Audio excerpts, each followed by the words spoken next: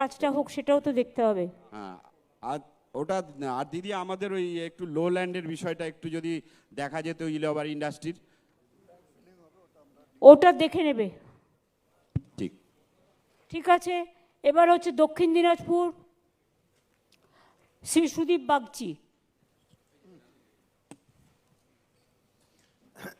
নমস্কার ম্যাডাম, দক্ষিণ Dinajpur chamber of কমার্সের তরফ থেকে আপনাকে প্রথমেই ধন্যবাদ জানাচ্ছি যে আমাদের দীর্ঘদিন আটকে থাকা সেই ইন্ডাস্ট্রিয়াল যে হাবটা, যেটা আপনি বাস্তবে এত দ্রুত রূপায়ণ করবার জন্যে আপনাকে ধন্যবাদ জ্ঞাপন করছি এবং খুব তাড়াতাড়ি এই কাজটা যাতে ত্বরান্বিত হয়।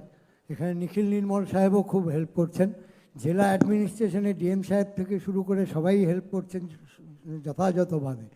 কিন্তু ম্যাডাম আমি এই ব্যাপারে একটা কথা বলি, অন্যান্য জেলার সঙ্গে যদি দক্ষিণ দিনাজপুর প্রত্যন্ত জেলা, এই জেলার পরিকাঠামো অনুযায়ী যদি রেটটা মানে যখন at the time of distribution যদি রেটটা একটু কনসিডারেবল না হয় তাহলে পরে কিন্তু ওখানে কিসে জমির জমি যেটা হাবের জমি, যেটা সবই যদি কনসিডার করে গভর্নমেন্ট চলবে কোত্থেকে, স্কিমগুলো করবে কোত্থেকে? আপনারা আমায় বলুন, সেন্ট্রাল গভর্নমেন্টের কাছে আমরা 1,75,000 কোটি টাকা পাই, 100 দিনের কাজের টাকা দেয় না 5 বছর, গ্রামীণ আবাস যোজনার টাকা নেই, বাংলার বাড়ির টাকা নেই, গ্রামীণ রাস্তার টাকা নেই, গঙ্গা ভাঙনের টাকা নেই, ইরিগেশনের যেগুলো বড় বড় কাজ হয়, এমনকি বন্যা ত্রাণের টাকাও নেই। অথচ এত সোশ্যাল স্কিম চলছে, টাকাটা তো হুন্ডি দিয়ে আসবে না। সেটা আসবে না, কিন্তু ম্যাডাম বলছিলাম যে আমাদের জেলায় কিন্তু কোনো রকম কোনো ইন্ডাস্ট্রি বা এমপ্লয়মেন্টের কোনো ব্যবস্থা নেই।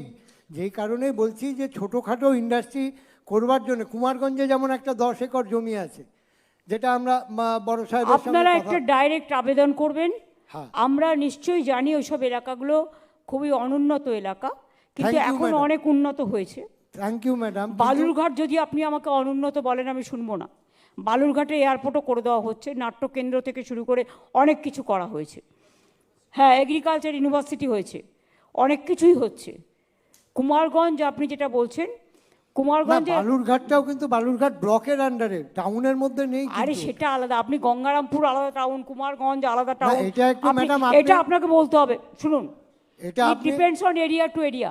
আপনার আবেদন থাকলে আবেদনটা জমা দেবেন, আমরা স্টাডি করে আপনাকে বলবো। Thank you madam, thank you. আর একটা ব্যাপার বলছিলাম ম্যাডাম, ইলেকট্রিসিটি বিল, এই বিলটা